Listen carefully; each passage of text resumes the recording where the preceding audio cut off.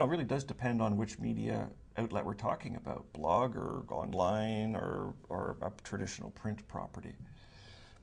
It's changing though, isn't it, these days? All these bloggers. Now you've had a blog yourself, haven't you? Yeah. This is a personal blog. It's not the official Sure. blog. What drew you to the blogging experience? What do you enjoy about it?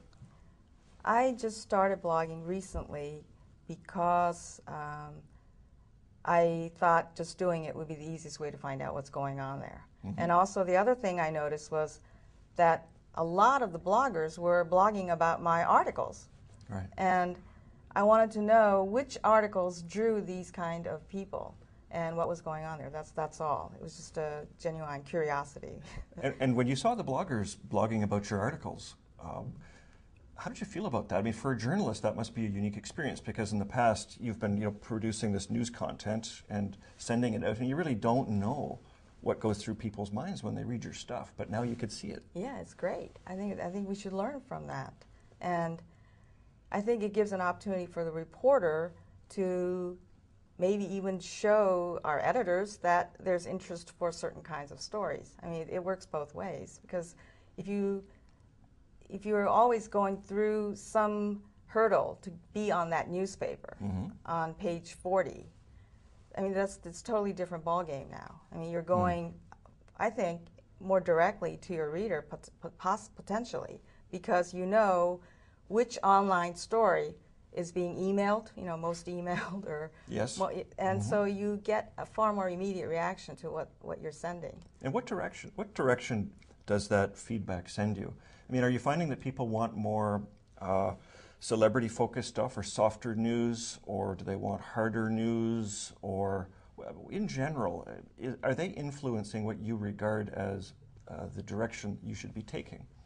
I think we would be dishonest if we said we're not affected because we write the stories because we want them to be read. But I mean, that's the other side of the balance that I'm trying to say is that you can't compromise your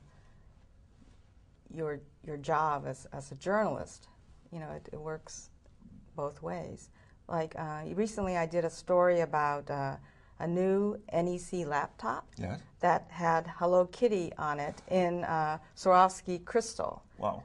And people blogged about that quite a lot. And obviously that has Hello Kitty in it. It has a laptop. All those elements were there. I mean, I didn't spend, hours and hours doing the story, but it was kind of nice to see that this story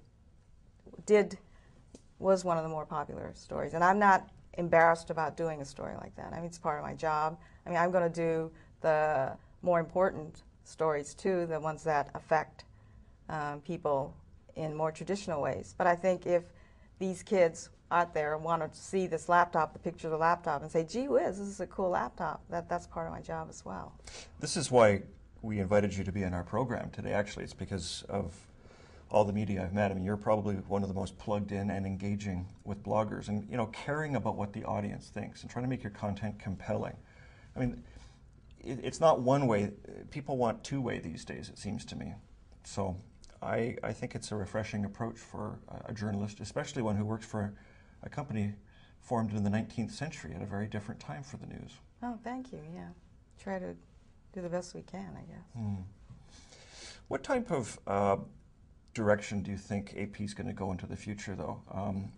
There must be, I mean, most of the prognosticators are saying the advertising-supported media is collapsing, subscription-based online, well, that's rising. But how do these different forces of change affect your company and your job? Well, you see, I can't really talk for the company overall because Sure. I'm just a reporter Right. in Tokyo, and I'm just doing what I can within my job. Right. But I mean, our stories are going to be on the Nintendo Wii machine. I mean, I think that says it. Something about where our potential readers can be. I mean, so what if I shouldn't be saying so what, but I mean, newspapers were one way, but I mean, the world is changing, and people are interested in that Hello Kitty laptop, and I'm probably the best person in the world to write about that Hello Kitty laptop. I mean, I wonder about this, though. I'm conflicted on this because I know what you mean by this kind of dynamic, and look at the YouTube phenomena, and all these eyeballs are drawn to something cute, something funny. I see. Well, sometimes some stuff that's really shallow, right? Yeah, right. And I worry about the future for quality, serious news, news of substance, where you can't really summarize reality all the time in 500 words. I mean, sometimes you got to dig deeper. And maybe I'm just old-fashioned or elitist, but I still think the current trend is not necessarily in every case is a great thing. Yeah, well, there's a lot of other things competing for that reader's attention. I mean, people are not obligated to sit at their morning breakfast table and open up that newspaper. That's true. But, I mean, you can't stop that. You can't stop that. It's already happening. Yeah. But people still need news. I mean, people still need to know who won the election. Sure. And maybe it's true that some of these deeper, 4,000-word takeouts are going to be a book, right, or some other medium. But I think it's not just either that your academia book about Japan versus just that 2 paragraphs or 3 or maybe was it 5 paragraphs story about Hello Kitty. I mean, there's got to be a happy gray area in between where we can do a lot of stories. I mean, I think there's still need for the story with dignity, with integrity, that's correctly reported and also has color and all those elements. I think people will still need that story because there's such a big gap between that one line that they're looking at and that book that they're going to be reading. I right. mean, they still need that information, and we can make it interesting. We can make it understandable. I mean, we can be that bridge between a country that they don't understand in the English language. Right. And we have the experience to know what is news and what is not news, what is important, what is not important. So I think, I like to think so. I mean, we don't know, but.